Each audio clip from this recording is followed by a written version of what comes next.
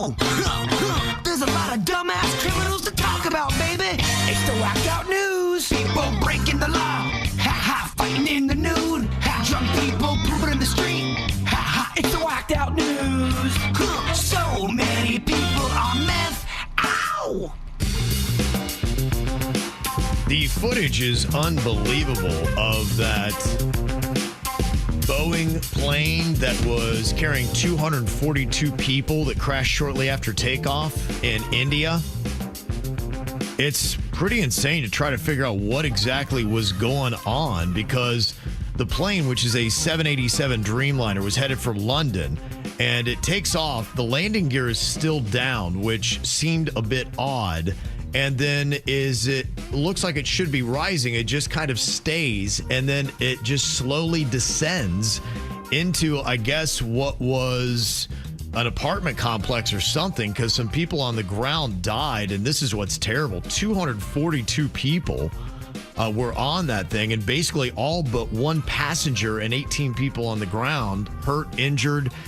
The one sole survivor of this plane crash is a British national of Indian origin, and the guy walked away from the plane crash while everyone else perished. And I always think about this every time I'm on a plane. I'm like, all right, where on the plane should you sit to increase your odds of living through a crash? So I don't think you want to be the pilot, because what if it goes nose first? I don't think you want to be in the back, because what if it goes tail first? This dude was sitting in seat 11A, and he's the only guy that lived from the India airplane crash. Have you ever heard that thing where you try to time out the crash with a jump of your own? Like if you have the wits to know you're going down, you kind of almost time out when it's about to hit. You jump up as it hits, and it's supposed to help save your life. Have you ever heard that? No. All right. Well, I do not see how that would do any good at all.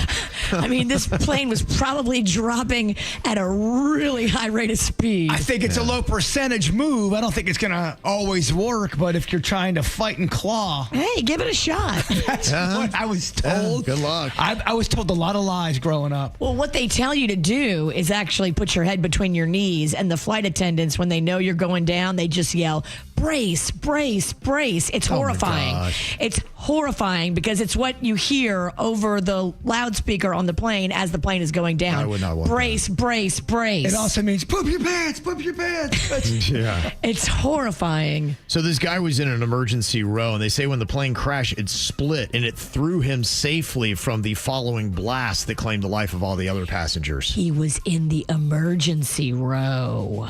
I mean, that movie Alive, you know that movie where the plane goes down and half the people die and there's only so many people alive and then they start eating the other people? Yeah, and it's based on a true story, but a lot of people die and a lot of people lived when it crashed.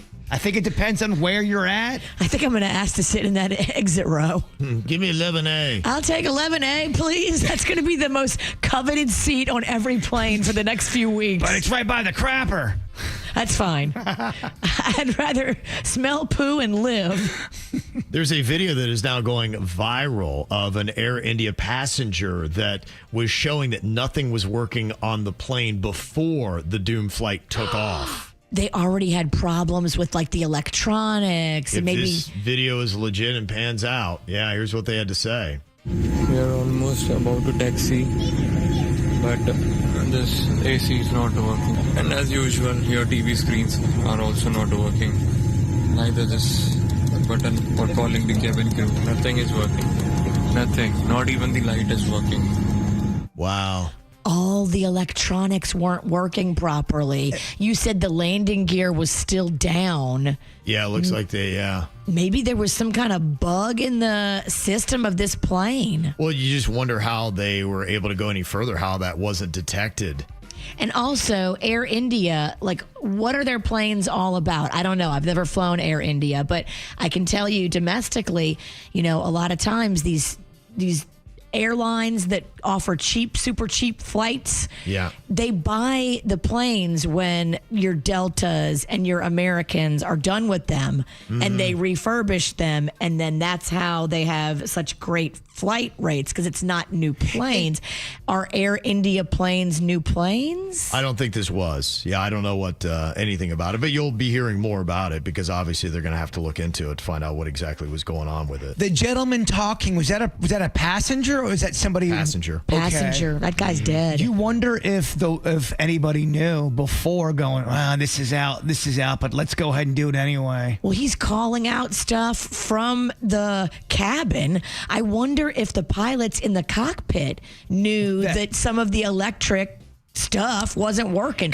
The AC, all the monitors, that's kind of a big deal. That's a really big deal. That's how the space shuttle, the Challenger, that exploded the night before. People that were working on it go, this should not go up in the air. There are things wrong. This is going to not be good. In fact, there are a couple people after the fact who just felt so terrible because that thing still went up in the air and it exploded. Dang. Yeah, look into that. Ooh. Well, Inter Miami has a huge game at Hard Rock Stadium against an Egyptian club team that's going to be coming in. And a lot of people were talking a bit about this post that came out from U.S. Customs and Border Protection that said, let the games begin. The first FIFA A-Club World Cup games starts on June 14th in Miami. And it says, we will be suited and booted, ready to provide security for the first round of games. That's making some people a little bit nervous about going, who are in question about their documented status in the U.S. Like going, do I really want to go to this? I'm never going to my home here in America after Let's that. watch it on TV. Yeah, and so what you've been seeing a bit in L.A. and some other cities, they believe is going to be a little bit more widespread coming this weekend. Now, a lot of the protests have been peaceful. There have been a few that have made some clips that look like there has been some issues, which will happen, but it's not going to happen in Brevard County, according to Sheriff Wayne Ivey. He has gone viral for what Florida sheriffs do. They put out these kind of warnings to anybody who wants to get squirrely in their county this weekend. Here's what he had to say. I'm gonna break it down for you, all right? And if somebody wants to know what I mean by turn violent, all right, this is what I mean. If you resist lawful orders, you're going to jail. Let me be very clear about that. If you block an intersection or a roadway in Brevard County, you are going to jail. If you flee arrest, you're going to go to jail tired, because we are going to run you down and put you in jail.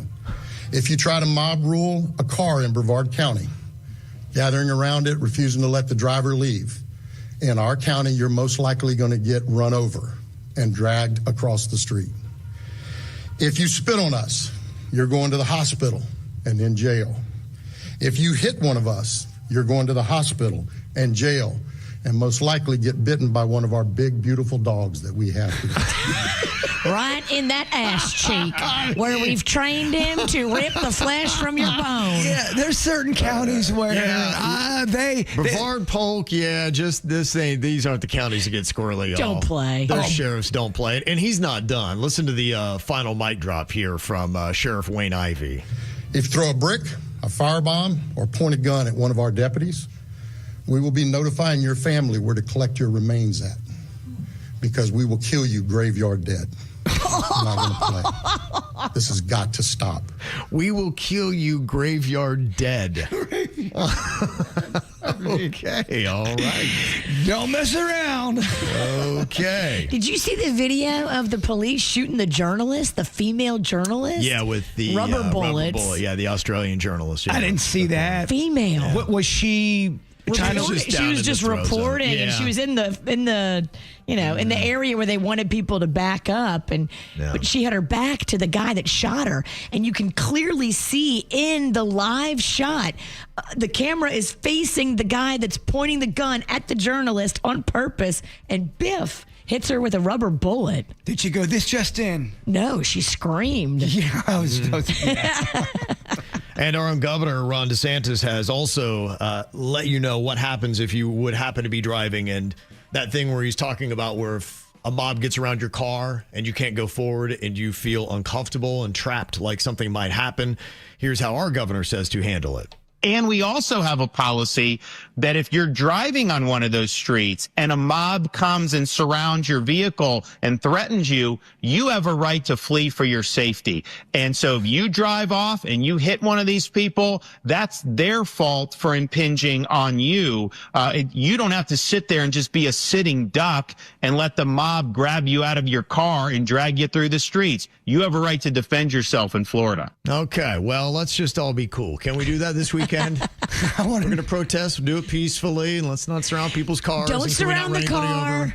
But that being said, if somebody's surrounding your car, that's good to know. Governor said, yep, gun it. Has Sheriff Grady I haven't heard of Polk County Sheriff, but I'm sure he's kind of in kismet with the Brevard County Sheriff. So basically, I think all he had to say was ditto.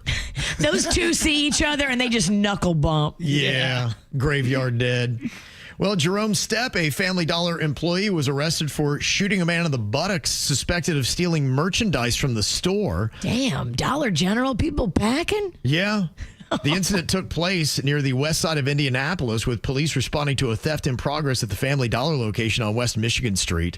Shortly after the theft, gunshots were heard in an intersection where the victim was found injured.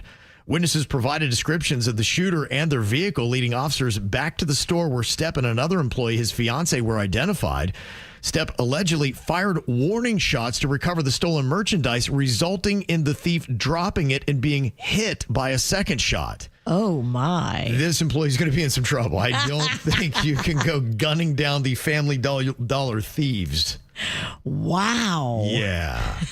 You might have a problem with that. So, yeah, the world is squirrely, isn't it? That the sheriffs would love this guy. Yes. They would say, oh, he's fine. Right. Not guilty. Pretty crazy stuff.